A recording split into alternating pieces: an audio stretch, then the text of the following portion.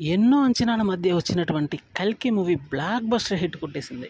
తిరుగులేని టాకుతో దూసుకెళ్తుంది. Sensational block buster అయింది ఈ మూవీ. ఎక్కడ చూసినా కూడా పాజిటివ్ రివ్యూలు అదిరిపోయాయనే చెప్పాలి. ప్రభాస్ రేంజ్కి, ప్రభాస్ స్టామినాకి కరెక్ట్గా సరిపోయే సినిమా ఇదని తెలుస్తుంది. కలెక్షన్ల ప్రభంజనం అయితే మొదలైందని చెప్పాలి. మొదటి రోజు 250 కోట్లు అవలేలుగా రాబట్టే అవకాశం ఉందని తెలుస్తుంది. వరల్డ్ వైడ్ కలెక్షన్స్ మొదటి రోజు మాత్రం తిమ్మ తిరిగే విధంగా ఉన్నాయి. దగ్గర 300 కోట్లు వచ్చినా కూడా ఆశ్చర్యపోవాల్సిన అవసరం లేదు. మొదటి నుండి ఈ మూవీ మీద ఉన్నటువంటి ఫోకస్ అంతా ఇంత కాదు, తిరుగులేని ఫోకస్ ఉందని చెప్పాలి ఫస్ట్ నుండి కూడా. అందుకనే ఇప్పుడు సెన్సేషనల్ బ్లాక్ బస్టర్ హిట్ కొట్టింది. నాగశ్విన్ ఈ మూవీని హాలీవుడ్ మూవీస్కి ధీటుగా తీసాడని చెప్పడంలో సందేహం లేదు. సెన్సేషనల్ కలెక్షన్స్ రాబడుతుంది అనేది ఖచ్చితంగానే చెప్పుకోవచ్చు.